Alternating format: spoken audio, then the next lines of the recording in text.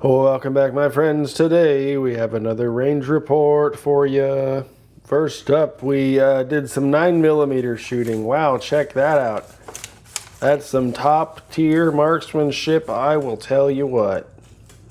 No, actually, I didn't have a staple gun, so I didn't have a way to hang my own targets. So this is what was already up there. I put my own sticky on it and barely hit it once with about 60 or 70 shots. But anyways, we got started warming up with some of these. This is my 4.9 grains of unique with a Lee truncated cone 356124, I do believe. So that's kind of just my go-to plinking round. I've got a big pile of them to play with at the range, so I usually warm up with that and make sure the chronograph is running and all that fun stuff. So that's what we did with those.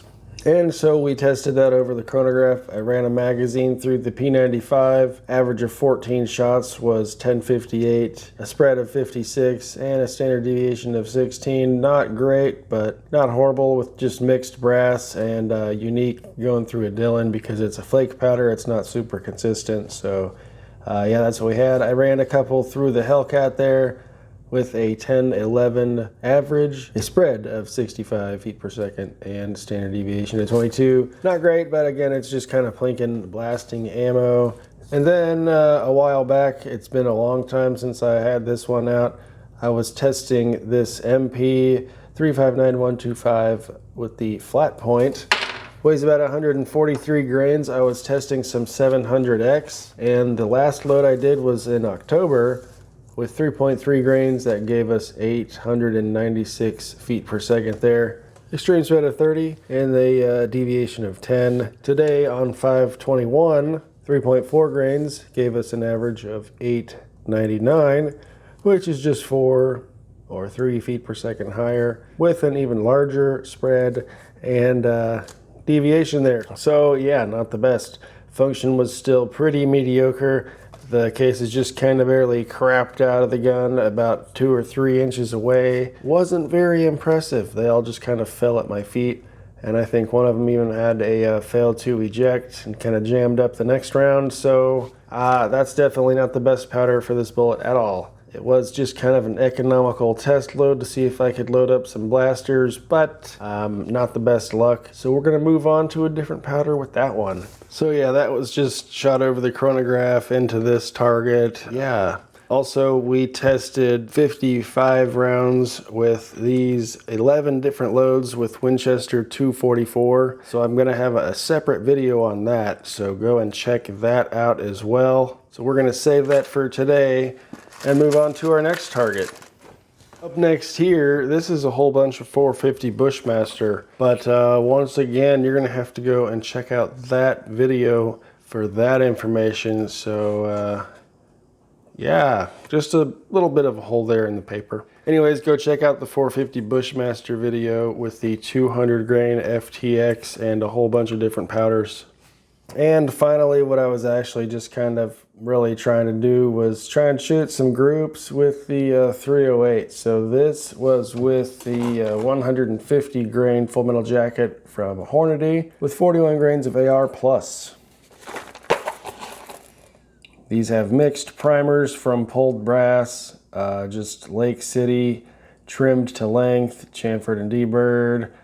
I think the overall length is 2.7 or something around there. I don't recall our velocity from testing these the other week. I think it was maybe 2650 or up to 2700 feet per second. Not too hot for a 150 grain load, but a 10 shot average, we had a standard deviation of 7 or 8 feet per second, I believe. So it's pretty consistent for a random middle charge with mixed primers and crappy military brass and a random seating depth. So I was just using this for some practice ammo to work on my own technique, and that's what this target is out at 100 yards. We put 10 shots here to start with. Not bad, you know, using the old cover it with your thumb, and you know, so we have 10 shots here. You can see as the barrel warmed up, we started to drift off to the right, I believe it was. So this was my first group here. And I had another pasty right here, pretty much offset like that one was. So I hit it twice and it flew away. So here's 5 shots over on this side. Not super impressive. That's just me sucking and probably shooting with a hot barrel and all the excuses. So move on to the next 5. We're shooting over here. Barrel's still warming up and we are still creeping further to the right. And finally, our last group, I was just doing 5-shot groups. There's 3 of them right here. So aiming at this point, I have one a little bit left, one far right, and then these are high and to the right. So looks like my barrel here does not like being heated up, but I was just kind of blasting and seeing how the barrel temperature would affect that. And so we have 10, 15, 25 shots. I probably did that in about 15 minutes. Barrel wasn't smoking hot or anything, but warm to the touch. And down here, these were some cast lead loads. So this group down here was with the RCBS 3150 flat nose. We used 28 grains of 4227. Not super horrible. I think those are moving about 1,800 feet per second, 1,850 or so. They're gas checked. Not bad for just training ammo. And those flat noses make really awesome holes in the paper there. Check that out. Anyways, I have some of those loaded with the 4227 and then some with 700X. I have those left. So these are just kind of fun to play with. Make sure the chronograph is working. Again, mixed Lake City, mixed primers, all that fun stuff. And just poured with the RCBS Uniflow there.